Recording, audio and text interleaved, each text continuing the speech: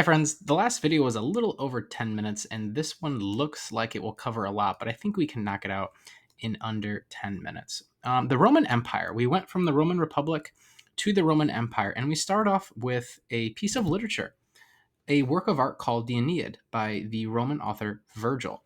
And you can pause the video, read the quote if you want, but here is a little bit of evidence that tells us kind of who the Romans thought they were. He says, "O Roman, it is due to rule the peoples of your empire. These are your arts, to impose peace and morality, to spare the subject and subdue the proud." As seventh graders, we might say, like, what's that actually saying? This is a book that is kind of promoting Roman patriotism. It's a text that is calling on the Romans to be loyal subjects and to promote Roman ideals and Roman culture throughout the vast Roman Empire that we saw was created after the Punic Wars and after Julius Caesar.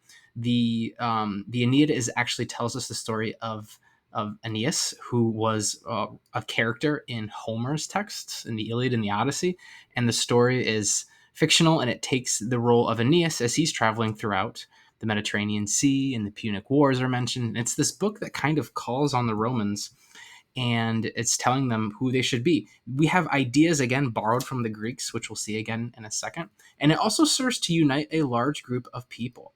Large groups of people need stories to unite them that they can all kind of know.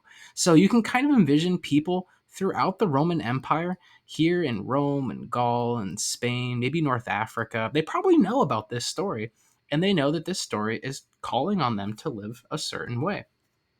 So this is going to represent a new theme for us. Stories, even if they're fictional, are gold mines for historians. They can tell us a lot about the past. Sometimes I think the best history class should actually sound like an English class. From the Republic to the Empire, the last video showed us where Caesar was assassinated. There was a civil war, and I think it's his grandson, actually, Augustus, who is going to take over. It's one text says grandson, one says father. I'm going to admit I need to make sure I get that right. I'm not entirely sure. But Octavian Augustus becomes the new emperor of Rome, and extra power was, quote unquote, awarded to Augustus. So the Republic is not really going to be a thing anymore, right? The kind of early stages of democracy. Now Rome is an empire, and Augustus can do whatever he wants.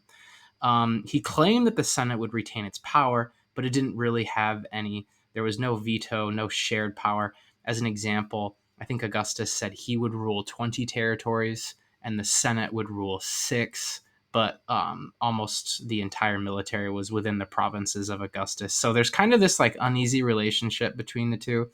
Augustus is pretending that Rome is still a republic, but it's really not.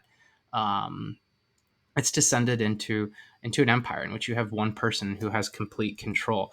But this is also a period that historians have labeled Pax Romana, which means Roman peace. Oh my goodness, I spelled peace wrong. Oh my, Peace, sorry. But the empire was relatively peaceful in most of the parts. So people liked that. People enjoyed that.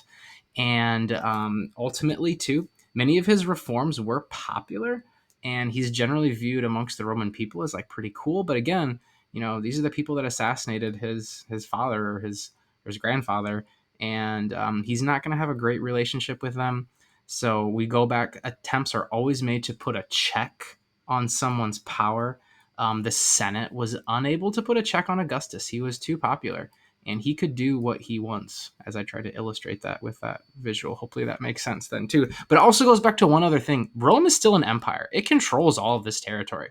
The Republic is gone, but the empire still exists. And it's one thing to conquer, but another thing to rule. We saw that with Alexander the Great. But like the Romans are going to legit rule over their empire for another 300, 400 years.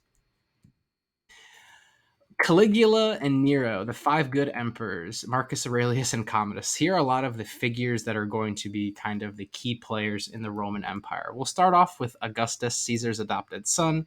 The Julio Claudian dynasty, there was a guy named Tiberius who was the ruler. He was the uncle of Augustus. Caligula, I'm going to talk about him in just a second. Caligula declared war on Neptune in 40 AD and had his soldiers run out and stab the ocean. I'll talk about that in just a second.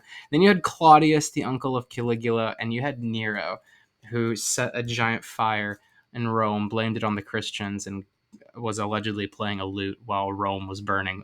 These are the 5 rulers that come to be known as the Julio-Claudian dynasty, who ruled from 27 BC to 68 AD.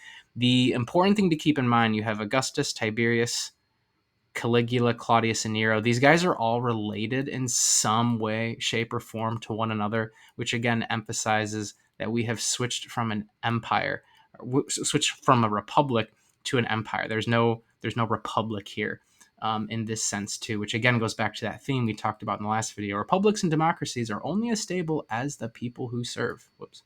It's one thing to have a rule book. It's another thing to follow the rule book. There was a couple emperors who created the Colosseum, Vespasian, and then we moved to a time period historians call the 5 good emperors, which our text talks about. I'm really bad with my mouse today. There was a guy named Hadrian who created a wall in Great Britain, or what is now Great Britain, which again kind of reflected this idea that there are some people that would be Roman citizens and some that would not. There are ruins of that wall that still exist today. It's a huge attraction. He was considered a good emperor. And there was also Marcus Aurelius, who also wrote a lot of meditations and literature. He also expanded the empire. But again, this is a thought question. Historians call these emperors the good emperors, but who were they good for, right? There's definitely a time period where Christians, which we will talk about in a little bit later, they were definitely persecuted under Marcus Aurelius and others. So who is actually the recipient of these good emperors then too? And the vocab word we can throw in here, Hadrian's Wall, even though it looks like it's spanning a small section, it was really colossal, which means extremely large. And also too, Marcus Aurelius' son was Commodus, whose reign would really precipitate the end of the Roman Empire. He was famously portrayed by Joaquin Phoenix in Gladiator. I forgot to hide that again. But last quick thing, Greek influence. This will be short because we already are seeing that the Romans are borrowing from the Greeks. The Romans were polytheistic at first, which is the belief in many gods, as were the Greeks.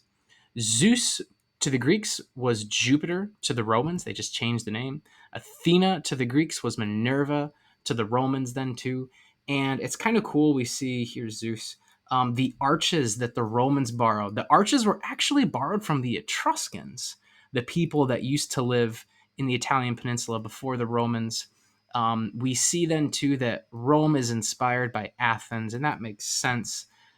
Which reflects another theme. Geography plays a crucial role in history.